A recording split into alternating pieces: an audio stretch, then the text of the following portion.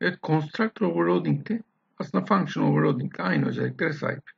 Bir, parametre sayısına bakıyoruz. Bir de parametre tipine bakıyoruz.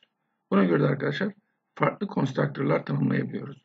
Önce constructor neydi? Çok az hatırlayalım. Yapıcı demekti arkadaşlar. Yani siz bir nesneyi oluştururken arkadaşlar nesneyi ilk çalışan metodumuzdu. Örneğin peki hangisi çalışacak burada?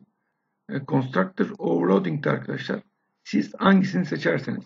Burası için konuşacak olursak arkadaşlar X klası, bakın constructor aynı isme sahip X, değer döndürmez X, X farklı sayıda parametre alıyor.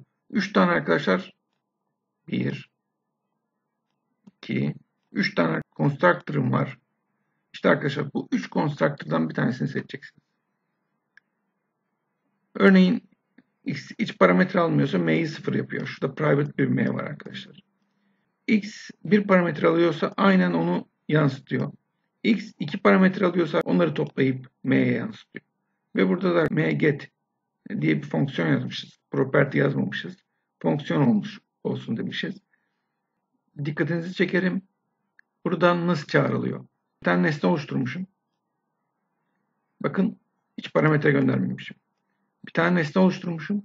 Bir parametre göndermişim. Bir tane nesne oluşturmuşum. İki parametre göndermişim.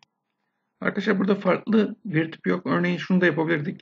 String z gibi arkadaşlar aşağıya yeni bir constructor'da tanımlayabilirdik. Ne oldu? Veri türü farklı olurdu. Veri türü farklı olması da yaratabileceğimiz anlamına geliyordu. M değerlerini mget fonksiyon üzerinden çekip sizlere göstermişim. Constructor konusu arkadaşlar dediğim gibi önemli bir konu ve bu özellikler arkadaşlar Microsoft ayrıca kendi yapısında destekliyor.